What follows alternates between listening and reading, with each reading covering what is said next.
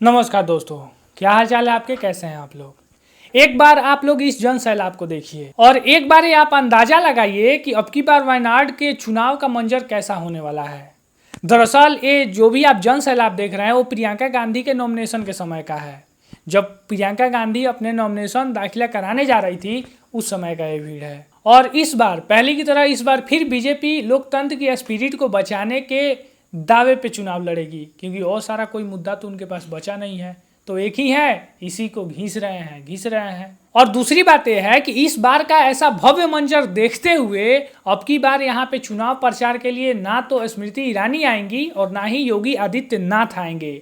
और तो जो भी बड़े बड़े नेता हैं वो ना यहाँ आने की हिम्मत कस रहे हैं, क्योंकि अब की बार का मंजर बिल्कुल विपरीत हो चुका है। एक बार तो पहले आप इस भीड़ को देखिए और ये देखने के बाद अगर आपको लग रहा है कि ये सारे लोग पैसे पे बुलाए गए हैं तो एक बार थोड़ी अपनी आंखों को जूम करिए और जो छज्जे और बालकनी से लोग देख रहे हैं एक बार उनकी चेहरे को देखिए कि उनके मन में प्रियंका गांधी को देखने के लिए कितनी उत्सुकता भरी हुई है। प्रियंका गांधी के इस नॉमिनेशन में पूरी कांग्रेस की फौज मौजूद थी और इसी बात को बीजेपी हजम नहीं कर पाई। और फिर मोदी के मंत्री ये झूठ फैलाने लगे कि मल्लिकार्जुन खड़गे को दलित होने की वजह से नॉमिनेशन वाले रूम में उनको जाने नहीं दिया गया और उन्हें रूम से बाहर निकाल दिया गया नॉमिनेशन के समय, क्योंकि दलित होना एक अशुभ है। सबसे पहले आप कुछ महानुभाव का पोस्ट देखिए, जैसे कि विनोद तावड़े, हेमंत बिश्व शर्मा, और यही दोनों नहीं और बहुत सारे लीडर हैं जिनका नाम मैं ऑफिशियली नहीं ले सकता हूँ। और आप बीजेपी का एक ऑफिशियल अकाउंट का एक पोस्ट देखिए जिसमें साफ शब्दों में एक ही वर्ड का यूज किया गया है, एक ही शब्द का यूज किया गया है और जो भी सेंटेंस है ना सारे नेता सबका एक ही है। आप ऐसे समझिए कि बीजेपी के एक मंत्री से लेकर एक चपरासी तक एक ही प्रकार के झूठ बोलने में लगे हुए हैं जब से प्रियंका गांधी का नॉमिनेशन हुआ है। और सबने बस एक ही लाइन का उपयोग किया है, किसी ने एक शब्द तक नहीं बदला है। अगर आपको यकीन नहीं हो रहा है तो आइए दिखा देते हैं। सबकी झूठ की शुरुआत आज जिस तरह से, आज जिस तरह से और आज जिस तरह से ही हुआ है, किसी ने उसमें आज से लेके कल तक नहीं चेंज किया है। तो आप सोच सकते हैं कि इनकी शिक्षा की नीति क्या है। केवल कॉपी पेस्ट वाला नीति इन लोगों के पास चल रहा है। और भाजपा का जो झूठ है ना उसी की तरह नॉन बायोलॉजिकल है, जैसे हमारे मोगली जी कहते हैं। लेकिन असल बात यह है कि नामांकन दाखिला कराते वक्त कमरे में बस 5 ही लोगों को जाने की इजाजत रहती है। और जब राहुल गांधी, खड़गे और प्रियंका गांधी जब कमरे के पास पहुंचे, डीएम ऑफिस के पास पहुंचे, तो पहले से कमरे में कुछ लोग मौजूद थे।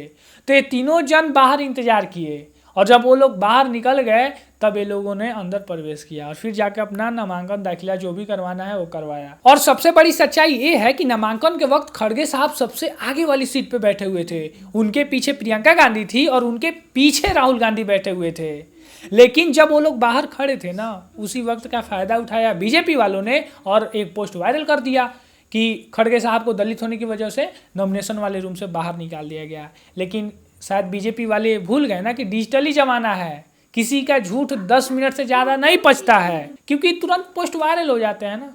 तो बीजेपी ने अपना पूरा जोर शोर से दम खम लगा दिया था इस चीज को लोगों के सामने रिप्रेजेंट करने के लिए कि खड़गे साहब को दलित होने की वजह से उन्हीं के पार्टी के लोगों ने नामांकन के समय बाहर निकाल दिया, जबकि ये बिल्कुल झूठी बात है। इसमें 0% सच्चाई नहीं है। दोस्तों ये झूठ वही नेता फैला रहे हैं जिनकी जुबान केशव प्रसाद मौर्य को जब भरे स्टेज में स्टूल पे बैठा दिया गया उस समय नहीं खुली। ये सारे गूंगे, बहरे और चुप थे, सबको साफ सूंघ गया था। उस टाइम किसी की एक पोस्ट बाहर तक नहीं आई, जबकि उन्हीं की पार्टी की बात है। आप लोग फोटो में देख सकते हैं। इनकी जुबान तब भी नहीं खुलती है जब भरे मंच पे मोगली जी ने देश के रक्षा मंत्री को माला से बाहर निकाल दिया था। उस टाइम किसी की जुबान से चू से चा तक नहीं निकली थी। इतना ही नहीं, भाजपा में ऐसे लाखों उदाहरण है जिसमें बीजेपी वालों ने खुद को महान दिखाने के लिए दूसरे को बेइज्जत किया है।